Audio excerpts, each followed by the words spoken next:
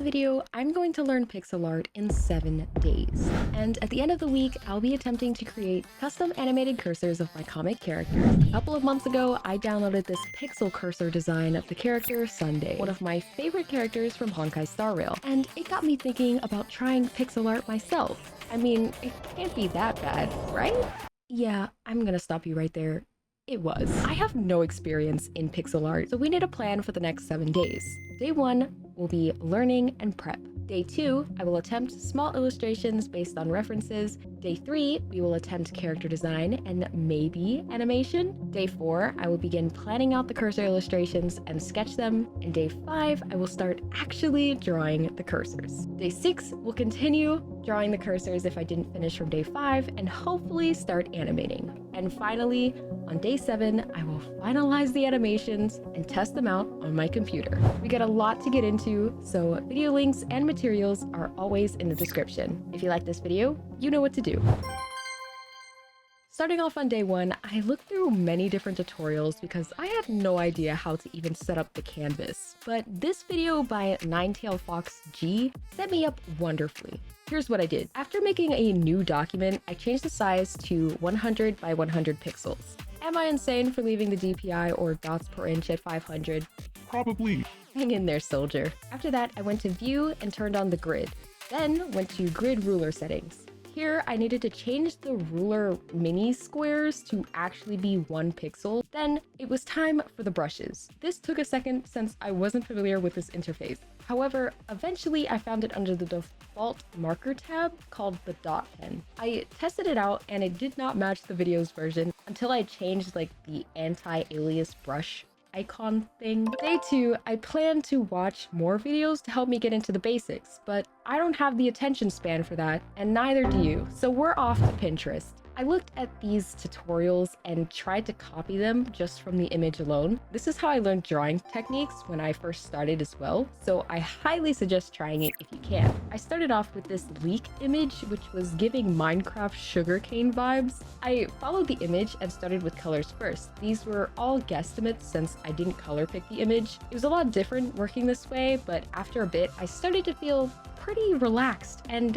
it was fun to just lay down colors and then work it into an actual illustration later on. After the leaks, I did the same thing with a strawberry and started getting comfortable using layer modes. At this point though, I realized that with more details, it was difficult to go back and forth with coloring and line art with no plan, which meant I would definitely need to sketch out detailed illustrations before coloring and lining. My next illustration was a bit of a jump as I decided to draw this squid. I ended up watching another video, and this one was by 𝔖𝔬𝔰𝔦𝔫𝔢𝔰. I hope I'm pronouncing these names right. And the main thing I learned was to avoid right angles. Looking back at my work, I realized that this squid had a lot of the right angles that I was told to avoid, and while you can include them sometimes in your artwork, it's not good to have too many because it can make it look clunky, as my graphic design professor would say. So with newfound confidence, I dove back in and eventually made a squid. Obviously, he's not perfect, but he's doing his best, guys. Welcome to the lab, Squidifer.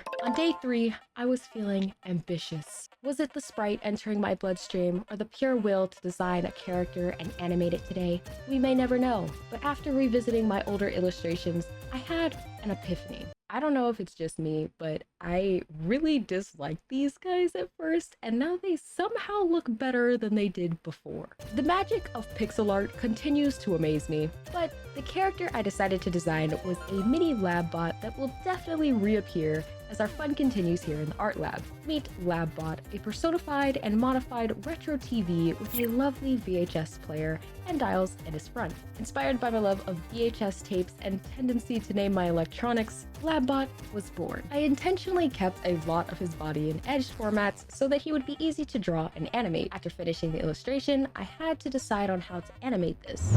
Planning this out would have been better, but that doesn't happen here often during these quests. I ended up deciding on an up and down hover motion with an arm wave that I guess spawned from a rare moment of courage because it was actually chaos. I don't know why I thought that was a good idea. So I had to separate the layers in order to animate them separately. And then I went one at a time and adjusted them until it looked right. Then I tackled the arms. Starting with the easier one on the left, I wanted to mimic the circle semicircle hand motion usually associated with face idle poses. While it took a second to figure it out, I finally got it and it was on to the right hand. This one was wonky since I had to redraw different frames often to get it to match the frame rate correctly. However, after it was done, I adjusted the little paper hat and eyes, and finally we had a cute LabBot animated expression. Ow, look at my son! On day 4, it was finally time for the project. While this challenge was intentionally meant to be rushed, I felt a little nervous about what I was getting into, and whether I was even prepared for it. For cursor designs, you need 13 different animations for them to work properly in different areas. At least, that's how many different animations are included in this Sunday cursor. The best part about this, however, is that we do get saved slightly. If we can plan out these in a way where we can reuse images, it shouldn't take too long. The 2 characters that we're going to be using is Varian, the story protagonist of my webtoon, and Sebastian, the game protagonist of my webtoon. To learn more about these characters, you can check out Talismanic in the description down below. Each of these characters have their own unique aspect to them, so I wrote out words that can inspire their cursor designs. For Varian, he's associated with dark blues, silvers, blue roses, ravens, the moon, and books. For Sebastian, he's associated with greens, the gladiolus flower, the sun, lions, and a shield. Starting out with Varian, I sketched out the main body for his design. I made little chibi sketches to get an idea of what the cursor will look like. Obviously, this will look different when converted to pixels, but at least I get a good idea of what I'm working with. While my current cursor has some fun animations, I want to add touches of my own, inspired by the character's personality and story. So the plan is to add some angry faces for the unavailable animation, have him read when you type, and many more. Flower language is a big deal in my webtoon, as each of the main cast has a designated flower. As stated earlier, Varians are blue roses, which is often connected to mysteries and secrets. So hopefully I can fit a rose in this design. Next was Sebastian's page, which didn't get filled as much because I knew he would have similar animations to Varian's cursor as well, just for different things. Hopefully I can reuse a lot of things and just change the colors to complete these animations faster. He has a laid-back personality compared to Varian, especially when he's around people he's comfortable with. So I designed a sleeping animation for when things aren't available, a cute wink for when you're typing, and some more fun animations we'll get into later. Of course, these may change as I go along, but at this point, I was so excited to start on day 5. It was finally time to start the cursors. There's a bit of a cut here because your girl forgot to record, but I started the canvas out the same as the first 2 days, and then I started sketching out the face since I needed the eyes to look good before anything else. It's like doing the face first when doing line art, because if you jack that up, the whole thing might as well go, right? So once I finally got the face done, I went to the hair. If I had separated the white part of his hair earlier, it would have made my life a lot easier. But yet again, what is planning in this game anyways? Eventually, I adjusted the little hair movements and the eyes and hands, and we officially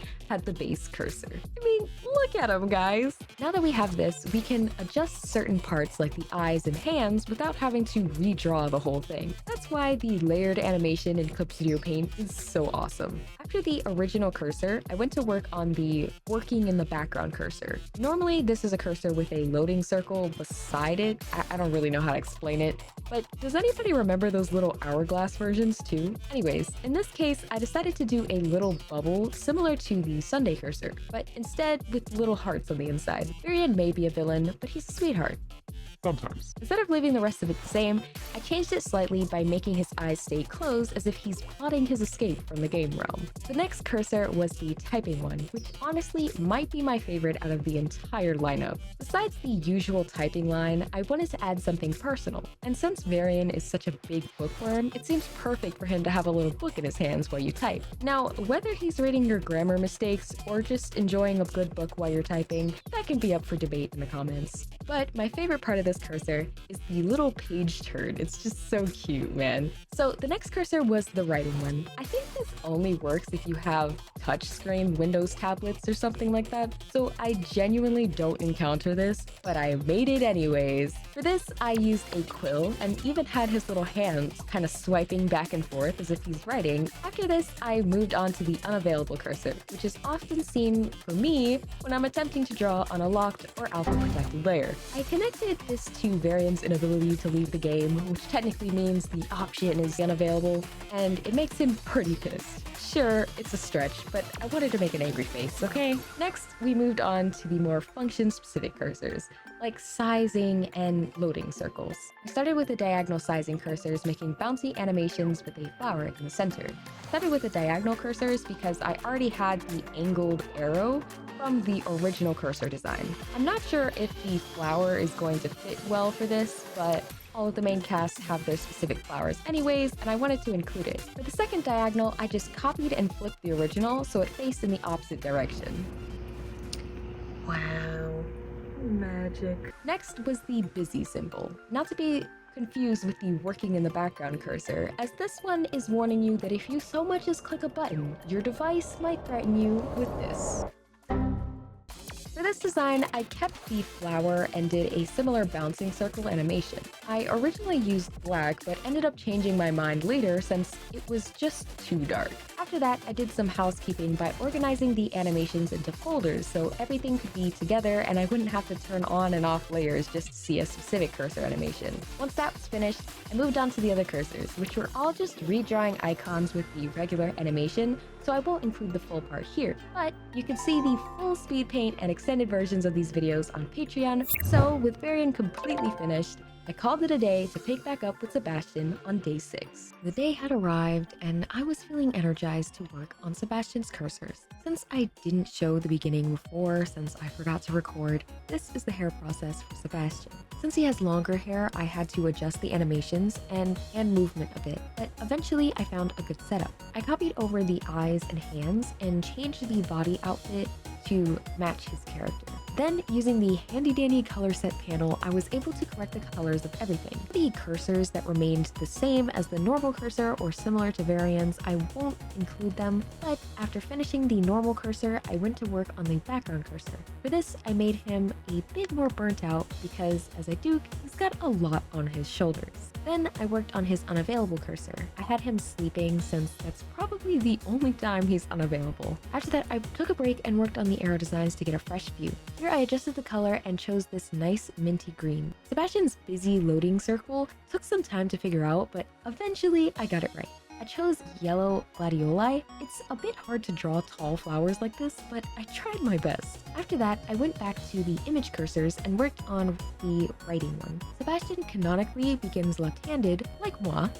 However, during the war that takes place before the story, he injured his arm, therefore he's still getting used to life with his right hand, which is why his pen movements are a bit more aggressive than Varian's, and he's more stressed while writing. Next was the typing cursor, where I have him sheathing his sword. Honestly, this is probably another one of my favorites, and I find it ironic that it's always the typing cursor. I like the little sparkles that I added too, it's just so cute. For the final link cursor, I wanted to incorporate the fact that Sebastian has anger issues. So in this part, he's slamming his hands down aggressively to click the button. That way, you can match your energy when the computer is still loading and all you can do is keep clicking. It's finally day 7. So without wasting any time, I had to export the cursors and convert them into, well, a cursor. After some intense internet research, I learned about AniTutor, a software that can convert animated GIFs into cursors for you. I'll be honest, for a good while I was concerned a virus was on this website. However, the installation was quick and painless, thank goodness. So I began loading the cursors into the software and testing them out. And with that, we have our finalized cursors. I hope you enjoyed this video. Be sure to leave a like and tell me what you thought about the creations in the comments down below. Now, without further ado, let's officially call this quest complete.